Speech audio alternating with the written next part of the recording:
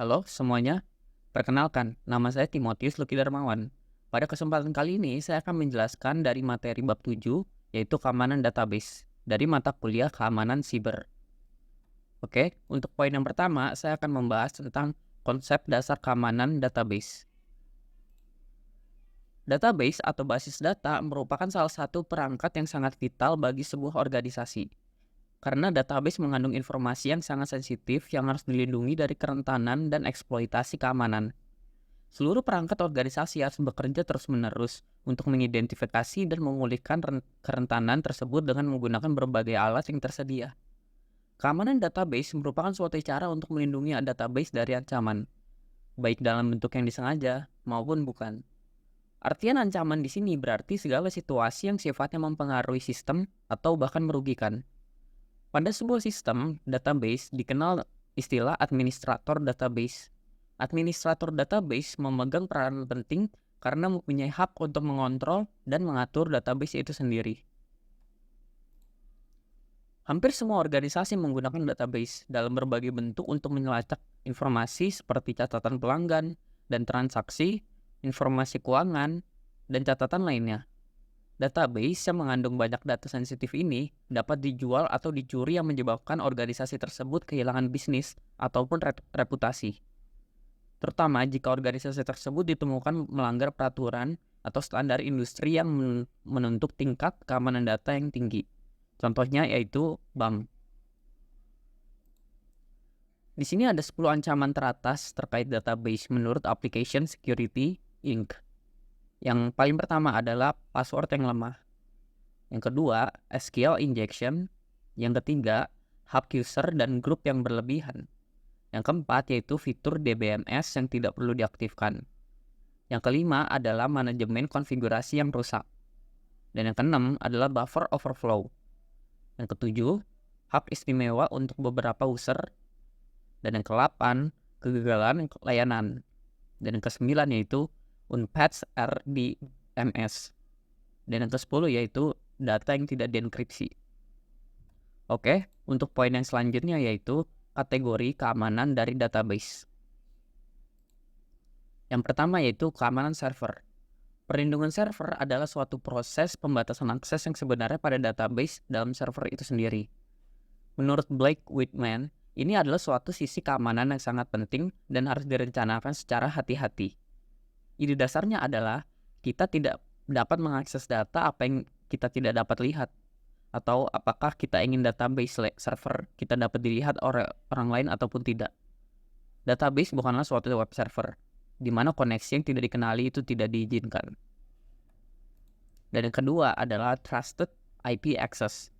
Setiap server harus dapat mengonfigurasikan alamat IP yang diperbolehkan untuk mengakses dirinya. Sebagaimana tidak mengizinkan orang lain memasuki rumah seseorang tanpa izin, maka tidak dapat pula mengizinkan semua orang dapat mengakses server dari sebuah organisasi ini. Jika server melayani suatu web server, maka hanya alamat web server itu saja yang dapat mengakses server database tersebut. Jika server database melayani jaringan internal, maka hanya alamat jaringan itulah yang dibolehkan untuk menghubungi server. Dan yang ketiga yaitu database connection. Saat ini, semakin banyaknya aplikasi dinamis menjadi sangat menggoda untuk melakukan akses yang cepat, bahkan update yang langsung tanpa autentikasi. Jika kita ingin mengizinkan pemakai dapat mengubah database melalui web page, pastikan memvalidasi semua masukan atau memastikan bahwa inputan itu benar, terjamin dan juga aman. Sebagai contohnya yaitu, pastikan menghilangkan semua kode SQL agar tidak dapat dimasukkan oleh user. Jika seorang admin yang membutuhkan koneksi ODBC, pastikan koneksi yang digunakan juga unik. Lalu yang selanjutnya yaitu Table Access Control. Kontrol akses tabel ini adalah salah satu bentuk keamanan database yang paling sering diabaikan, karena cukup sulit penerapannya. Penggunaan kontrol akses table yang benar dibutuhkan kolaborasi antara sistem administrator dan pengembang database. Hal ini yang sulit dilakukan. Pemberian izin user untuk mengakses informasi dapat membuat informasi terbuka ke publik. Jika seorang user mengakses informasi, apakah akan dilihat menggunakan session yang sama? Tahu jika tabel digunakan sebagai referensi sistem, Mengapa ia diberikan izin selain hak membaca saja? Lalu poin selanjutnya yaitu 5 tahap keamanan dari database. Terdapat 5 langkah utama untuk memastikan keamanan database menurut Application Security Inc. Yang pertama yaitu pisahkan database yang sensitif. Pertahankan inventaris yang akurat dari semua database yang digunakan di seluruh organisasi atau perusahaan dan identifikasi semua data sensitif yang berada di database tersebut. Lalu yang poin kedua yaitu eliminasi kerentanan. Terus-menerus melakukan identifikasi dan memulihkan kerentanan yang mengakses database. Lalu yang nomor 3 yaitu enforce least privilege. Identifikasi hak pengguna dan menegakkan kontrol akses dan hak istimewa pengguna untuk membatasi akses hanya dapat pada data minimum yang diperlukan bagi karyawan untuk melakukan sebuah pekerjaan. Dan yang keempat yaitu pantau penyimpangan atau anomali. Terapkan kebijakan yang sesuai dan pantau kerentanan yang tidak dapat diperbaiki untuk setiap dan semua kegiatan yang menyimpang dari kegiatan yang diperbolehkan. Nomor 5 yaitu tanggapi perilaku yang mencurigakan. Waspada dan tanggapi perilaku abnormal atau mencurigakan secara real time untuk meminimalkan risiko dari serangan. Lalu poin selanjutnya yaitu best practice pada keamanan database. Langkah pertama untuk memastikan keamanan database adalah dengan mengembangkan rencana keamanan database yang mempertimbangkan penggunaan standar keamanan yang harus dipatuhi oleh organisasi. Sebagai bagian dari pengembangan rencana ini, organisasi harus melakukan inventarisasi sebuah database dalam lingkungan jaringan organisasi.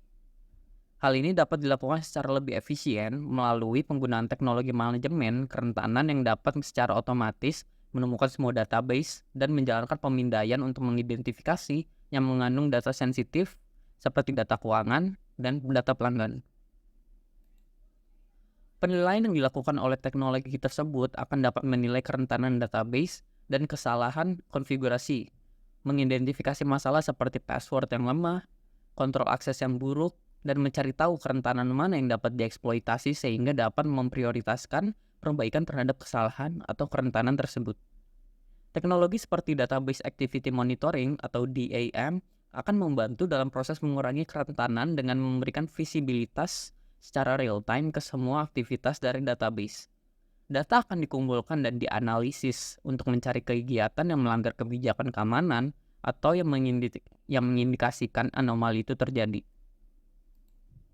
Lalu langkah penting yaitu memastikan penggunaan password yang baik atau strong password yang digunakan untuk mengenkripsi data. Seringkali password bawaan atau default password tidak diubah oleh pengguna, sehingga bisa menjadi salah satu penyebab anomali yang terjadi. Untuk tahapan lebih lanjut dalam melindungi data atau informasi, maka semua data harus disimpan ke dalam database dalam keadaan yang sudah terenkripsi, dengan catatan akses kunci enkripsi terkontrol dan dipantau yang ketat. Salah satu aspek lain yang perlu ditimbangkan adalah dalam menjaga keamanan database dengan pelatihan keamanan dan kesadaran karyawan. Hal ini dilakukan untuk memastikan bahwa semua karyawan mengetahui kebijakan keamanan organisasi dan praktik terbaik yang disyaratkan. Oke, mungkin itu saja untuk presentasi yang saya akan bawakan pada kesempatan kali ini. Jika ada salah kata, mohon untuk dimaafkan. Terima kasih.